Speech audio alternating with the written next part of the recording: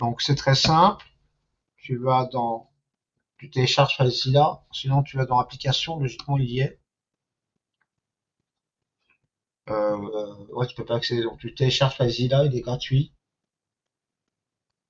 C'est comme ça FileZilla. FileZilla. Tu télécharges ça. Alors ça tombe, tu télécharges.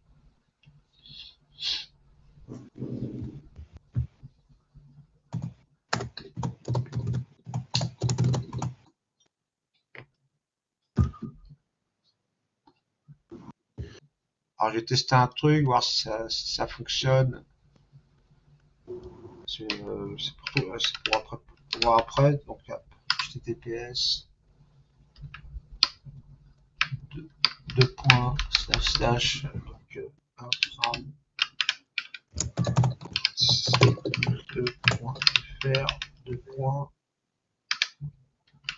5000 5000.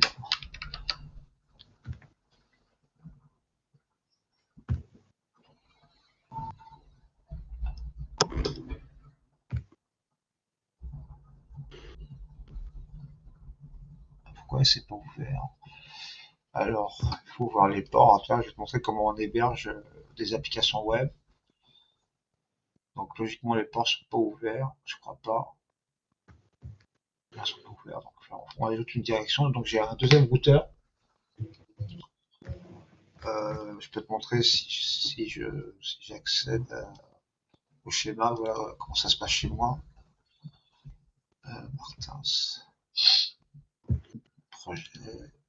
Martins CI.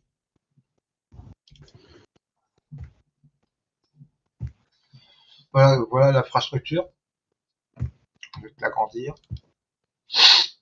Donc, il y a donc une Freebox, un routeur, ça fait office de firewall en même temps, un switch, un NAS qui gère toutes ces applications, un PC portable qui en même temps est une tour. Donc le PC portable, c'est mon PC de travail, il est très puissant, il a 32 Go de RAM, c'est un i7 avec 16 cœurs. Il y a une 4050 dessus, bon, c'est vraiment un bon engin, 2 Tera de disque dur. Et dessus, logiquement, j'ai hébergé deux solutions. Un Zabbix, un superviseur, pour surveiller l'installation informatique, et un poste de support, c'est-à-dire pour faire du helpdesk et en même temps pour inventoriser les postes. C'est-à-dire que le but, c'est que le projet, l'intranet, ça va être une sorte de forum où les élèves, ou n'importe qui pourra créer un ticket d'incident ou de demande pour, par exemple, pour accéder au site, etc. Tu vois ce que je veux dire? Donc voilà, ça c'est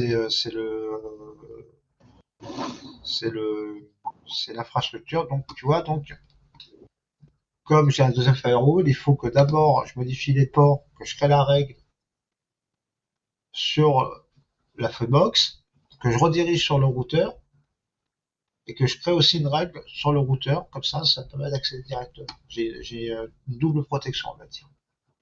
Il faut sécuriser un maximum. Donc IP de direction, c'est le routeur, le Archer. IP source, toutes, TCP, début 5000, 5001. On va faire encore plus sympa. 5400, 5001. Non, je me suis trompé. CTRL X.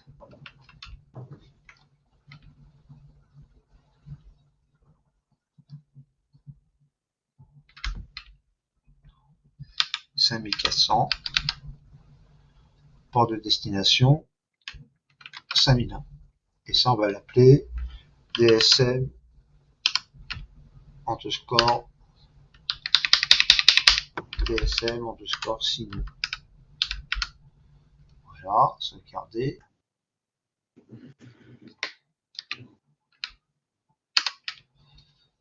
sauvegarder. Donc maintenant, je vais me connecter au routeur.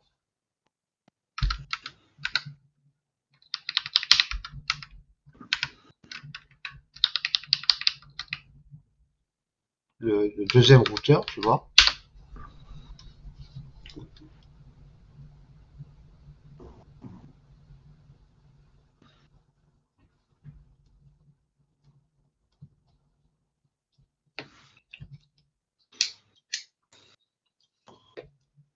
Là, je vais dans avancer. Allez, dépêche-toi. Transfert NAT, expédition portuaire. Donc, ajouter. Ensuite, les services en mock. Donc, DSL underscore DSL underscore Sino.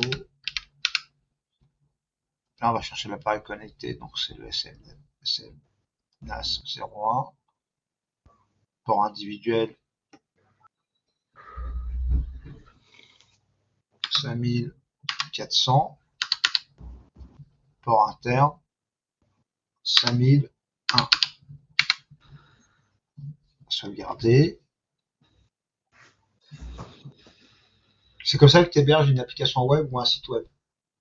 Ce qu'il y a, c'est que là, comme j'ai deux routeurs, donc je dois faire deux règles sur les deux routeurs, sinon ça marche pas. C'est pour que le flux sorte, tu comprends? C'est pour qu'on puisse accéder soit en entrant, soit en sortant. Allez, sauvegarde. Voilà. Et maintenant, on va faire un test. Et je crois que j'ai fait une erreur, mais on va tester quand même. 5400. Si c'est ça, c'est pas grave.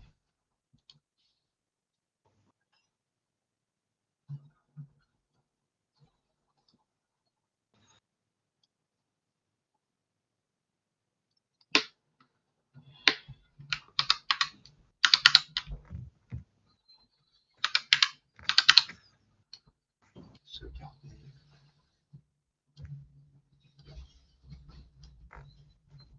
Voilà, ça fonctionne. Tu vois, pour protéger des intrusions dans mon réseau, j'ai pas mis le port d'origine. J'ai mis un autre port, tu vois. J'ai camouflé le port, si tu veux savoir. J'ai fait une redirection interne. Sur le routeur principal, j'ai mis le port 5400. Et après, dans le deuxième routeur, j'ai redirigé sur le port 5001, qui est le port du DSL. Donc là, on va tester. Il y a Nice. Ah, je me suis trompé.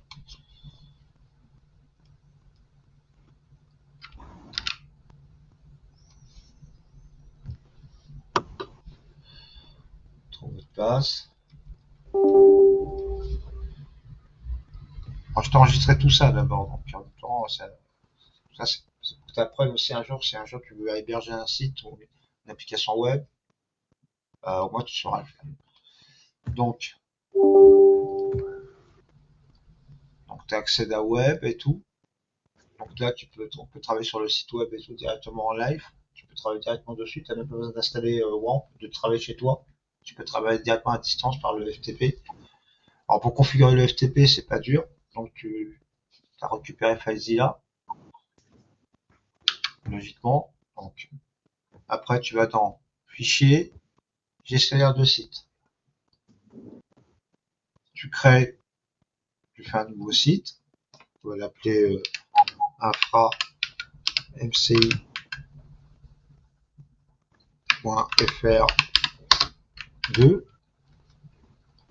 Là, tu sélectionnes SFTP. Là, tu rentres le nom de l'autre. C'est infra mci.fr.